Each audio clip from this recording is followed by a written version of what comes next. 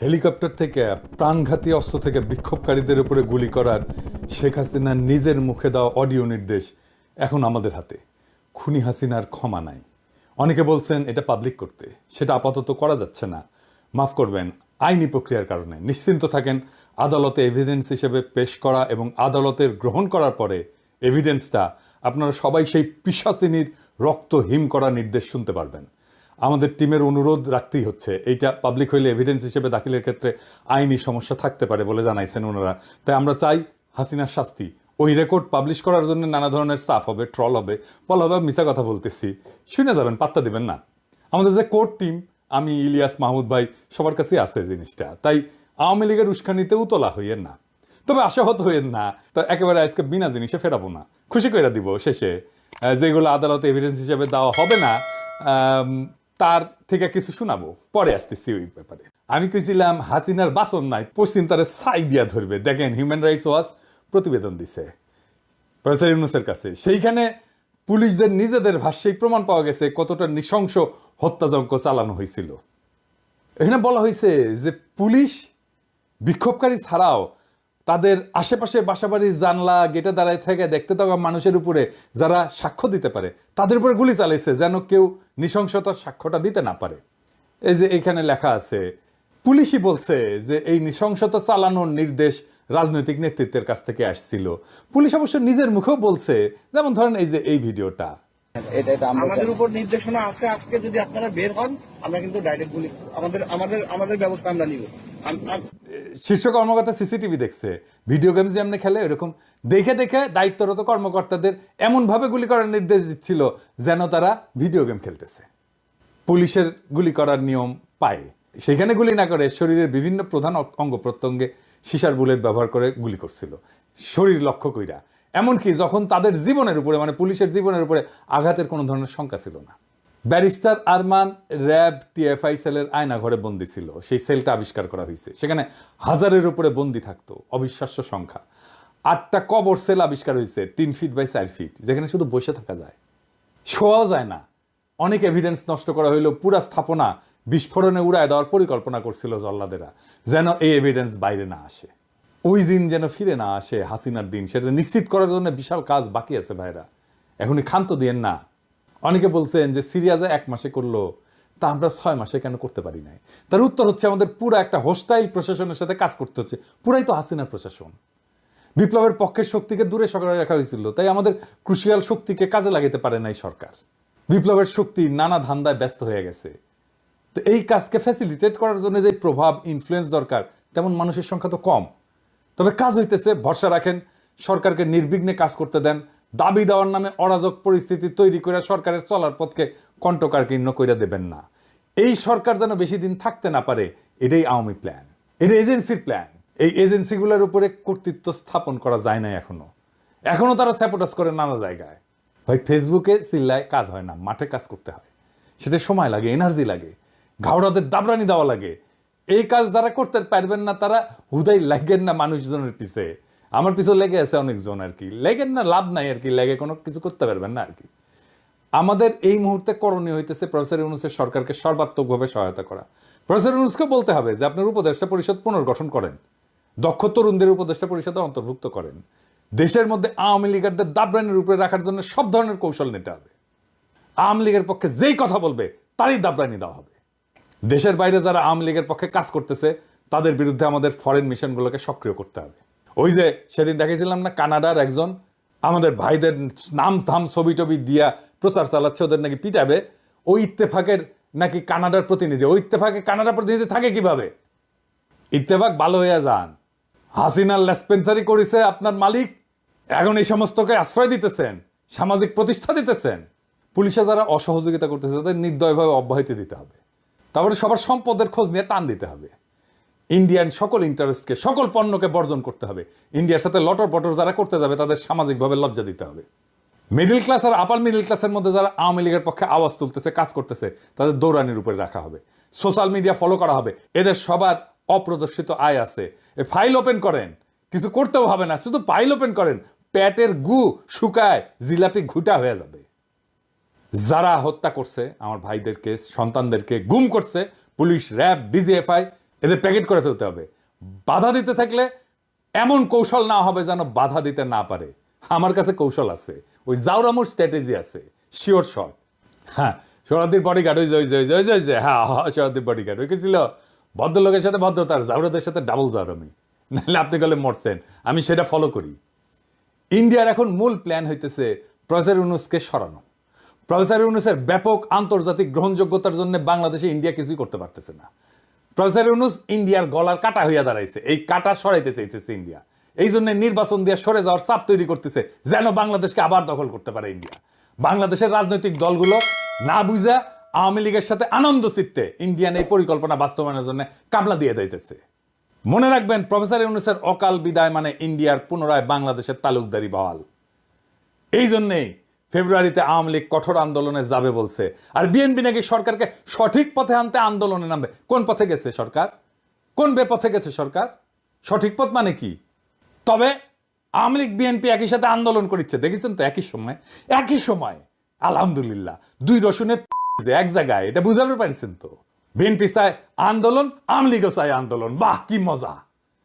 সরকারকে নাকি নির্বাচনে বিলম্বের যৌক্তিকতা তুলে ধরতে হবে, তাই নাকি? বহুত খুব সালাউদ্দিন সাহেব, আমরাই সরকার, এটা আমাদের সরকার, আপনার না হইতে পারে, আমরাই দিব যৌক্তিকতা। ড্যাং ড্যাং করতে তো গেছিলেন ক্যান্টনমেন্টে যে সরকার গঠন করার জন্য। এখন সরকারকে অন করেন না, না এখন সরকার আপনার না, আমাদের সরকার, আপনার না হইতে পারে, তবে দিব, আমরাই দিব যৌক্তিকতা। আগামীকাল দেই, হ্যাঁ মাইনা নেবেন, আমি শিওর। একটা দিন টাইম দেন, মেলা কাজ করার লাগিচ্ছে তো, একটা দিন টাইম চাচ্ছি, খুশি করে যৌক্তিকতা দিয়ে দিমুনি, আমি দিমুনি। জানেন তো সালাউদ্দিন ভাই, আমার যুক্তি গলে শিওর শট। সরকারের দিকে বাউন্সার ছুঁইলেন না, প্রত্যেক বাউন্সারে ছক্কা হাঁকামুখ প্রমিস করলাম। এবার আসেন, কইছিলাম না খুশি কইরা দিব, আসেন খুশি কইরা দিই। হেলিকপ্টার কোন কোন দিক দিয়ে গেছে আর কই কি হত্যাযজ্ঞ চালাইছে, এটা কেমনে বের করা হয়েছে জানেন? এটা রিক্রিয়েট করা হয়েছে কেমনে জানেন? ক্রু যারা ছিল তাদের সকলের পকেটে মোবাইল ছিল, নিচ দিয়ে উড়িছে, আর মোবাইলগুলো কাছের টাওয়ার থেকে সিগন্যাল নিছে আর বেচারারা মরিছে। ছবির মতো রিক্রিয়েশন হয়েছে আর কি। নিজে থেকে হয়েছে ভিডিও, অসংখ্য সিসিটিভি ক্যামেরার ফুটেজ। মুগ্ধর ভাইয়ের কাছে কয়েক টেরাবাইট আছে ফুটেজ। মুগ্ধর গুলি খাওয়ার যে রিক্রিয়েশন ওর বড় ভাই নিজের হাতে করেছে কলে। হাসিনা সবার কল রেকর্ড করার জন্য ওই যে এনটিএমসি করেছিল।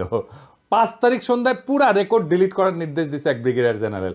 আইজার নাম কইলাম না, ব্রিগেডিয়ার সাহেব ভালো হইয়া যান, মুছেও গলে দিছে সব। আমাদের কাছে স্বীকারোক্তি আছে কে বলছে মুছে দেওয়ার জন্য।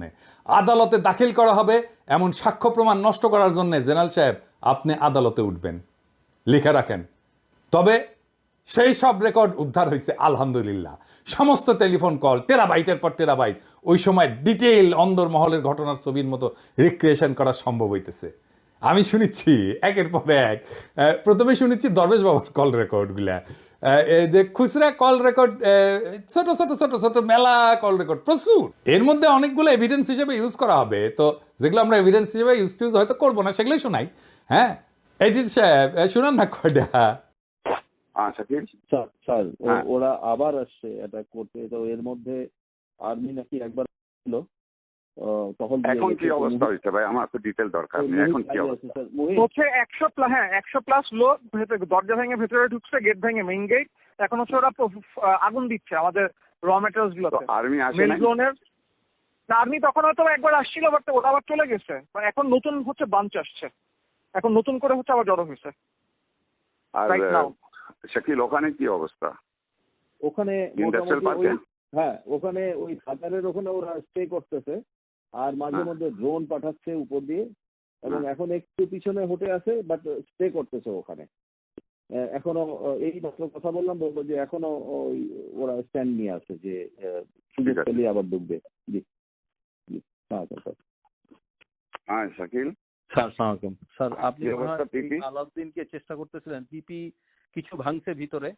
তারপরে এখন সানসিটির থেকে এসে আমাদের পার্কে 2 নম্বর গেটের এখানে আসছিল, তো পুলিশ কিছু ছত্রভঙ্গ করছে ওখান থেকে, তো ওখান থেকে সরে গেছে এখন আপাতত। ঠিক তো আছে, এখন এরা কারা ছিল? এরা স্যার ওই বাইরের, মানে এরা তো কোনো ছাত্র না, বাইরের এরা। না ছাত্র না তো বুঝলাম, কিন্তু আমাদেরটাকে কেন টার্গেট করতেছে? নিশ্চয়ই প্ল্যান করে টার্গেট করতেছে। এটা তো স্যার এই মুহূর্তে আমি বুঝতে পারছি ঠিক না। আছে, চলে গেছে হ্যাঁ, ওদেরকে পিছায় হটাইছে এখন। হুম, আর আমি স্যার আছি ঢাকা অফিসে আজকে। ঠিক আছে, জি স্যার। আপনি ফলো করেন, তাই আমাকে জানাতে থাকেন। জি আচ্ছা স্যার। জি সালামালাইকুম স্যার। আসসালামু আলাইকুম। স্যার স্যার স্যার ভালো আছেন? স্যার আলহামদুলিল্লাহ স্যার। আচ্ছা, ওই আইএফআইসি তে তো আপনি মঞ্জুরকে দিয়ে দিয়েছেন, স্যার স্যার স্যার রাশিদকে দেবেন না? রাশিদকে দিয়ে দেন। স্যার একটু আমাদের স্যার হলো কি ওই যে এরা যারা ছিল হুম, মানে যেমন স্যার ওই যে এই এগুলো আমাদের মানে এফডির পজিশনের এগেনস্টে। আর ফাইন্যান্সিয়াল ইনস্টিটিউশন ডিভিশনে যারা ওদের এগেনস্টে আবার ফাইন্যান্সিয়াল ইনস্টিটিউশন দিতে হয়, মানে এরকম একটা ইয়ে আছে। তো একজন একজন করে স্যার দিচ্ছি, আমি দিব না সেটা বলি নাই। না, আপনি রাশিদকে দিয়ে দেন, আমার রাশিদ দরকার, আব্দুর রহমান। আর থার্ড ম্যান যে আরেকটা তো মুস্তফাও তো এখন চলে যাবে, স্যার ওনার তো হ্যাঁ ওনার তো বোধহয় আরো কিছুদিন সময় আছে স্যার। অক্টোবরে চলে যাবে। ওইগুলো স্যার আমরা আমাদের আমার মনে হয় স্যার যদি আপনি যদি স্যার এফআইডি থেকে কাউকে চুজ করেন তাহলে একটু সুবিধা হয় আর কি। কারণ এরা তো স্যার এই যেমন স্যার যে যাদের এগেনস্টে দিচ্ছি ওনারা তো এফআইডিতেই ছিলেন আর কি, আমাদের জাফর ইকবাল স্যার, কামনার ম্যাডাম, এটা আর কি। ওইটা হলে স্যার ভালো হয়। না, আপনি ওটার জন্য আপনি এক্সেপশন করে দেন, আপনি দুইজন ফাইন্যান্স থেকে দেন, একজন ব্যাংকিং থেকে দেন। আচ্ছা ঠিক আছে স্যার, এটা সময় করে করে দিবেন। আপনি এক্সেপশন করে দেন, বিকজ আমার কিন্তু আমার জন্য is very important. I want the right না আপনার পারসন। স্যার আপনি যাদেরকে পছন্দ করছেন ওরা সবচেয়ে খুবই ভালো স্যার। এটাতে কোনো মানে এটাতে কোনো ইয়ে নাই স্যার। ঠিক আছে ঠিক আছে স্যার, আমি ওকে, ওকে, স্যার জি sir. Thank you, thank you. Salman ভাই, হ্যাঁ আপনি কি গণভবনে? হ্যাঁ, তা আমি আসতেছি আর কি, এটাই। আসুন। আপাবদাও যে ইয়েদেরকে ডাকছে ফ্যামিলিদের, শুনলাম কোন ফ্যামিলি? ওই যারা গুলি খেয়েছে আচ্ছা আচ্ছা, আজকে 11টায় ডাকছে। 11টা না, 11টা উপরে গেছেন, 12টা জাপানিজ এম্বাসি আসবে। হ্যাঁ 12টা জাপানিজ অ্যাম্বাসেডার আসবে। ও আপনি অ্যাম্বাসাডার আসবে। 12টা। তাহলে বিকালে আসি, তাহলে একটা কাজ করি আমি তাহলে। এখন তো ডাকেন ব্যাংকে, হ্যাঁ ফ্যামিলিদেরকে এখন ডাকে নাই। ও তাহলে বিকালে আসি, 3টা-4টার দিকে আসি। জি জি, সালাম আলাইকুম। সালমান ভাই, হ্যাঁ, আমার ফার্স্ট স্টেশনের যে ধারা করছিল ওরা মুভ করে টঙ্গীর থেকে এখন আপনার দিকে যাচ্ছে, বিক্সিমপুর দিকে যাচ্ছে। দেখুন কত অলরেডি রিচ করেছে, ওখানে আর্মি গেছে, আমাদের অ্যাটাক আমার ওদিকে গেছে আর্মি, কিন্তু আপনার ওদিকে কিন্তু আর্মি এখনো পৌঁছায় গেছে, গেছে আর্মি চলে এসেছে। ঠিক আছে, ওকে। স্যার স্যার এখন আচ্ছা, আরেকটা ওই আপনারা যে ন্যাশনালাইজ ব্যাংকে কি ডিএমডি প্রমোশন হচ্ছে নাকি? না স্যার এখনো ধরা হয়নি। ধরা হয়নি, কবে ধরবেন? লিস্টগুলি চাইছেন নাকি? ব্যাংকগুলি থেকে লিস্ট গেছে আপনাদের কাছে, তারা এলিজিবল? হইতে পারে, কিন্তু স্যার এটা হ্যাঁ হইতে পারে, এখনো প্রসেস শুরু হয় না এইভাবে, এত চিন্তা ভাবনা। ও আচ্ছা, ওরা নিজেরা হয়তো লিস্ট দিচ্ছে। ও ডিএমডি তো স্যার হয় হলো যে জিএম থেকে হয় আর কি। জিএম থেকে ডিএমডি হয়, তো ওটা আপনার প্রসেসটা কি কবে শুরু করবেন? এটা স্যার আরো সময় আছে? বসতে হবে, সময় আছে স্যার, সময়। ঠিক আছে, তো আমার একজন আছে, আমি আপনাকে হোয়াটসঅ্যাপে নাম টাম পাঠিয়ে দিই। ওই জনতা ব্যাংকে মিজান বলে একজন আছে, জিএম, সিনিয়র মোস্ট আছে, সে সিনিয়রিটিতেও সে পাবে, ইজ ভেরি গুড। ঠিক আছে, যখন শুরু করবেন তখন একটু খেয়াল রাখবেন। আচ্ছা ঠিক আছে, ওকে, থ্যাংক ইউ। হ্যাঁ, আসসালামু আলাইকুম। Salman, Bildur is in Mulberry Bazaar hmm, for a local meeting with all the MPs and all that. Okay, Can you meet tomorrow? হ্যাঁ sure, give me a call tomorrow. Okay, ঠিক আছে। জি সালমান ভাই। বিপু, রোববার 11টায় হ্যাঁ আমি বিডাতে ওই ব্যবসায়ীদের সাথে একটা সিটিং করতে চাচ্ছি। আচ্ছা, খুব ভালো হয়। তো ওই দিন তো 450 জনের সাথে বসলাম, হ্যাঁ তো আপাতত বললো কি হ্যাঁ তোমাদের সমস্যাটা আমরা দেখবো। হ্যাঁ তো এখন আমি 50-60 জনকে নিয়ে, তুমি, আমি, টিটো, হ্যাঁ পলক, ঠিক আছে। আমরা বসে ওদের কথা শুনি কি কি সমস্যা জি, আছে না জি, আছে, একটু জি, দেখানো জি। তো দরকার, ইকোনমিটা ঠিক অবশ্যই করতে অবশ্যই হবে। অবশ্যই। তো তুমি তা একটু নোট করে রাখো, 11টায় বিডাতে, বিডাতে 11টায় রোববার দিন। রোববার দিন। জি okay, thank you. Hello, Salman, you're in हाँ. Bida all day. হ্যাঁ, দিদি, হ্যাঁ। What time are you free tomorrow? tomorrow, maybe in the morning I should be free. Around what hours? 11? 12ish. Okay. 12ish. ঠিক আছে। Are you back in office or? No, I'm not back. I will be back. Come to my home around 5:30 or 6 o'clock. Okay. Come to my home at 6 o'clock. That is Okay, better. we'll do that. 6:30 do that. ঠিক আছে। Pasha আসো। আচ্ছা, okay. Hello. Hello. Lines are not clear, right? Hello. Hello. हाँ ठीक है, अभी वो किया जा रहा है, क्या? कंट्रोल में लाने का कोशिश किया जा रहा है, हो जाएगा इंशाल्लाह, कल तक पता लगेगा। इंशाल्लाह प्रोग्राम कर देते हैं। ओके, बस दुआ करो। ओके। আর দেখেছেন না, হিন্দি না উর্দু কিবান কয়, দেখেছেন কে যেন ফোন করেছিল, খুঁজে বের করেছি ওটা কে। যাই হোক, অনেক গুরুত্বপূর্ণ মানুষ কল রেকর্ড আছে। আগে একটা ছোট সুনাপটিটা শোনাই। হ্যাঁ, এইটা স্যার ওই যে শামীম হাসানেরটা শোনান না, দরবশ বাবার।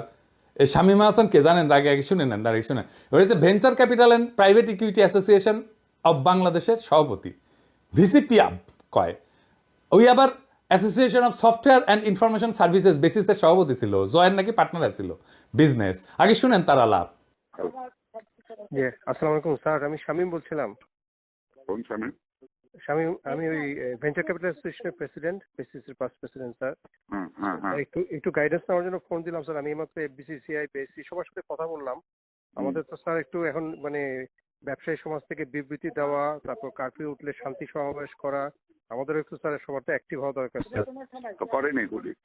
হ্যাঁ, আমি তো আমাকে বলতে হবে কেন? এটা আপনারা করেন। জি স্যার, করতেছি স্যার। আপনি একটু গাইডলাইন দিন। আপনারা উদ্যোগ নেন। জি স্যার, আমি এখনই সবার সাথে কথা বলতেছি স্যার। উদ্যোগ নেন, এটা নেন। জি ঠিক আছে স্যার। ওকে ওকে স্যার। জি জি। আপনারা কন্ডেম করেন। জি স্যার, ওইটাই করতেছি স্যার। আপনারা নিন্দা জানান। আপনারা নিন্দা জানাচ্ছেন না কেন? জি স্যার, ওইটাই করতেছি স্যার, সবার সাথে কথা বলতেছি স্যার। জি স্যার, ঠিক আছে স্যার। Thank you. ওকে, জি তাহলে। ওরে দেখেন কেমনে প্রথম আলো কেমনে ওরে চাঙ্গে তুলিছে, দেখেছেন? প্রথম আলো ওর লেখা চাপে, ওর খবর চাপে, দেখেছেন? ও কেমনে এলিট বানাইছে প্রথম আলো, দেখেছেন? তো এটা শুনবেন না? আচ্ছা থাক। বস্ত্রকল মালিকদের সংগঠন Bangladesh textile mills association, BTM এর সভাপতি, আম্বার গ্রুপের চেয়ারম্যান এবং বিটিএম এর সাবেক সহসভাপতি শওকত আজিজ রাসিলের একটা আলাপের ক্লিপ আছে, আজকে শুনলাম কিছুক্ষণ আগে। উই করছে যে ইন্টারনেট যখন বন্ধ আছিল তখন দরজ বাবাকে ফোন দিয়ে করছে যে আমরা মানে ওই রাসেল আপনাদের টেকনিক্যাল অ্যাসিস্ট্যান্ট দিচ্ছি, কিভাবে আপনি যারা ভিপিএন ইউজ করে ইন্টারনেট অ্যাক্সেস করবে তাদের আইডেন্টিফাই করবেন। বুঝেছেন? মাদারচোদ, আমি তো ধরতাম না রাসেল। দেখলাম জিল্লুরের তৃতীয় মাত্রায় গিয়ে ফেচিবাত করিচ্ছু। হ্যাঁ, হারাম দাদা। হাসিনার আমলে গাছের কাছে এখন তলার করে বেড়ে শিশু জিল্লুর, আপনি মিয়া মানুষ পান না? এই সমস্ত দুর্বৃত্তদের ধরে না ফুটেজ দেন। তৃতীয় মাত্রায় কোনোদিন একজন গার্মেন্টস শ্রমিককে আনিছেন? কাজের বুয়াক ডাকিছেন? রিক্সাওয়ালাক ডাকিছেন? কৃষক এক ডাকিছেন? খালি বড় লোক আর এলিট। হ্যাঁ, ওদের খুব ভালো গন্ধ না, ওদের তো দুর্গন্ধ। ওই হারামজাদাদের কাছে আমাদের দেশের কথা শোনা লাগবে কা? যখন ওই যে এনটিএমসি তৈরি হচ্ছিল তখন যারা এই কল রেকর্ড করেছিল আর কি, শুনেছিল, তারা প্রেমিক প্রেমিকার নাকি রসালো প্রেমময় আলাপ আলাদা করে রেকর্ড করতো, আর ওটা শুনে নাকি লাগতো। হ্যাঁ, আর দেখেছেন আমার কি করা লাগিচ্ছে, দেখেছেন? শালা দরবেশ বুড়া বেটা খাটাস, ভালো করে বাংলাও কবের পারে না, উহুর সব অশ্লীল ফোন আলাপ শুনে ট্রান্সক্রিপ্ট করা লাগিচ্ছে কোন টাইমে কি ঘটেছিল। আমার উপরে এই খাইস্টা কাজের ভার কেন দাও খোদা তালা? বারে কেন আমার উপর কেন? আর মানুষ পান নাই, বারবার শুধু আমার উপরেই। কেন?